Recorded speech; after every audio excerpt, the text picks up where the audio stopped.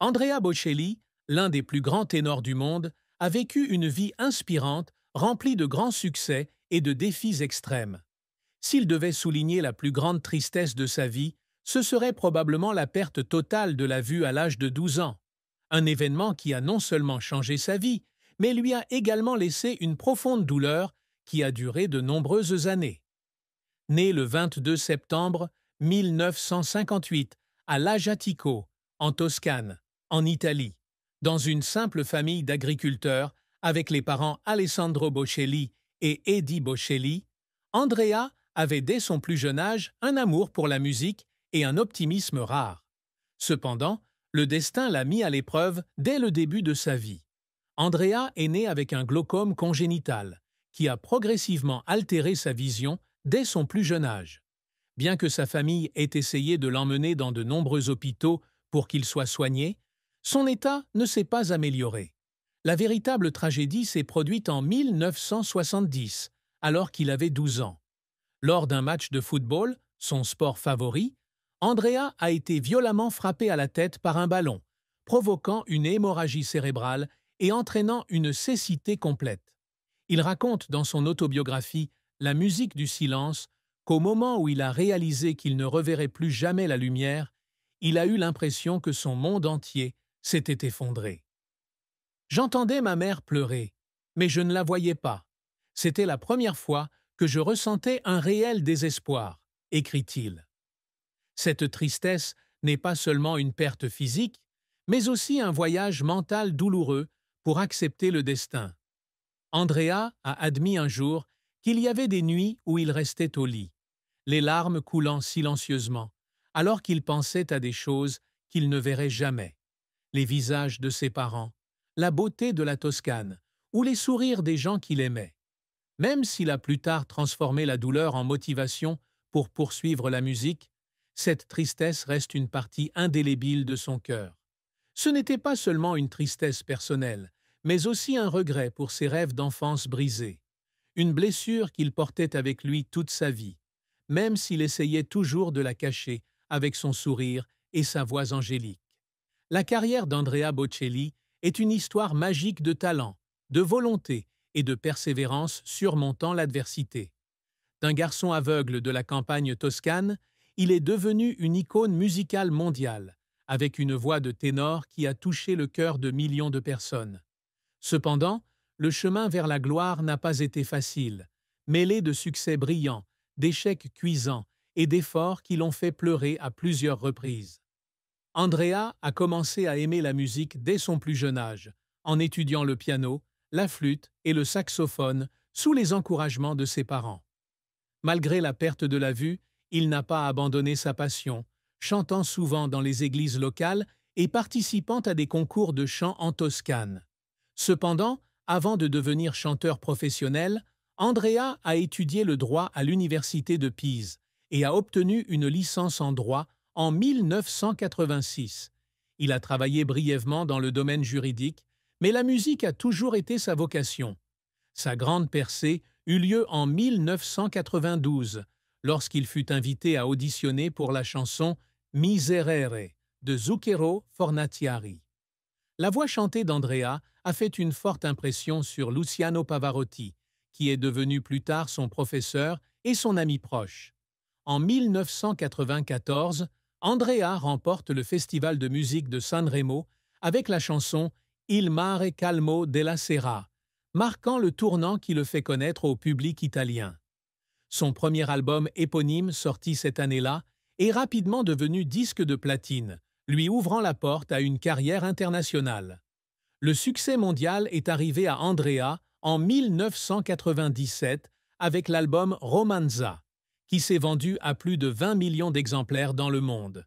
La chanson Conte partiro, Il est temps de dire au revoir, un duo avec Sarah Brightman, est devenu un phénomène, dominant les charts dans de nombreux pays et lui apportant une grande renommée. Les albums suivants tels que Sogno, 1999, Sacred Arias, 1999 et Cieli di Toscana, 1201, ont consolidé son statut, avec des tubes tels que Canto della Terra, The Prayer, un duo avec Céline Dion, et Vivere.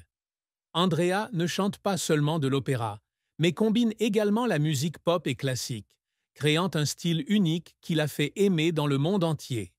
Il s'est produit dans certaines des salles les plus prestigieuses du monde, du Teatro alla Scala au Madison Square Garden, et a donné des concerts spectaculaires en plein air dans des lieux comme la Tour Eiffel et la Statue de la Liberté. En 2025, Andrea a vendu plus de 90 millions d'albums, remporté 6 nominations aux Grammy Awards, 6 World Music Awards et une étoile sur le Hollywood Walk of Fame en 2010. Il a également été nommé Ténor du siècle par de nombreux critiques, ce qui témoigne de son talent intemporel. Malgré ses nombreux succès, la carrière d'Andrea n'a pas été sans échec. L'un des plus grands chocs a été lorsqu'il a été critiqué pour son style de chant popéra, une combinaison d'opéra et de musique pop. De nombreux critiques d'opéra traditionnels l'ont accusé de trahir l'art classique, le qualifiant davantage de chanteur commercial que de véritable ténor. Andrea a admis que ces critiques l'avaient profondément blessé, surtout au début de sa carrière, alors qu'il était encore en quête de reconnaissance. Il a un jour pleuré seul dans sa chambre d'hôtel après un article négatif, se demandant s'il était sur la bonne voie. Un autre échec fut l'album Amore, 2006, bien que bien vendu, qui ne reçut pas autant d'éloges critiques que les albums précédents. Andrea a mis beaucoup de cœur dans ce projet, mais l'accueil mitigé l'a laissé déçu. La période de 2010 à 2013 a également été difficile, puisqu'il a dû temporairement cesser de se produire en raison de problèmes de santé vocale, ce qui lui a fait craindre que sa voix, son bien le plus précieux, puisse être perdue à jamais. Pour atteindre le poste qu'elle occupe aujourd'hui, Andrea a dû travailler dur. L'un des moments qui l'a fait pleurer a été lors de la préparation de l'album Sacred Arias, 1999. Il s'agissait d'un projet dans lequel il souhaitait célébrer la musique sacrée, mais chanter des chansons aussi techniquement exigeantes sans pouvoir voir la musique était un énorme défi. Il a dit un jour qu'il y avait des nuits où il était assis en studio, les larmes coulant silencieusement alors qu'il essayait de perfectionner chaque note, à la fois à cause de la pression et à cause du sentiment de gratitude de pouvoir vivre avec passion. Une autre fois, alors qu'elle se produisait au Vatican devant le pape Jean-Paul II en 2000, Andrea a dû surmonter sa peur de chanter faux devant ce public particulier. Il s'est entraîné pendant des mois et, lorsqu'il est monté sur scène, il a fondu en larmes d'émotion en entendant le tonnerre d'applaudissements. Son retour au Believe Tour en 2021 après la pandémie de Covid-19 a également été un gros effort, car il a dû ajuster sa voix à l'âge de 63 ans pour répondre aux attentes du public. Andrea Bocelli ne cesse de se fixer des objectifs ambitieux dans sa carrière et dans sa vie. L'une de ses plus grandes réussites est d'utiliser sa voix pour répandre l'espoir et la foi.